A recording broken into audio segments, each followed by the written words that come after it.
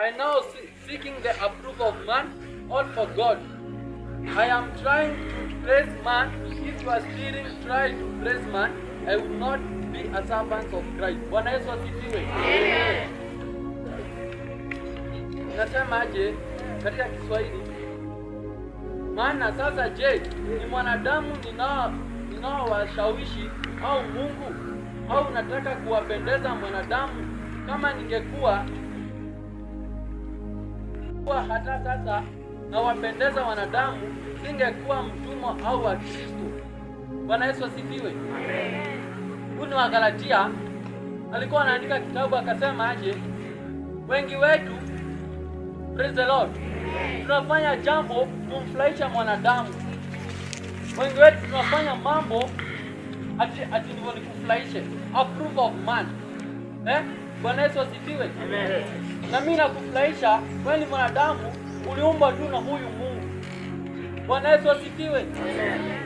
Kwa nini nikufurahishe? Kwa nini nikuja kuwapea neno niwafurahishe? Furahisha mwanadamu, furahisha Mungu. Watu watakudharau, familia itakuacha. Lakini Mungu aliye mbinguni, hata wanaokudharau ndiye aliwaumba. Amen. Bwana Yesu asifiwe. Amen. Haitajali siku ambazo Mungu atakuja kukusaidia, lakini anasema I will come to help you. Bwana Yesu asifiwe. Amen.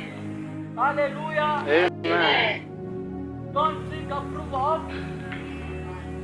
Hallelujah. Numbers 20 verse 8. Inaongea kuhusu Wanaisraeli. Bwana Yesu asifiwe. Wanaisraeli walikuwa jangwani na walikuwa wanaenda safari na Musa.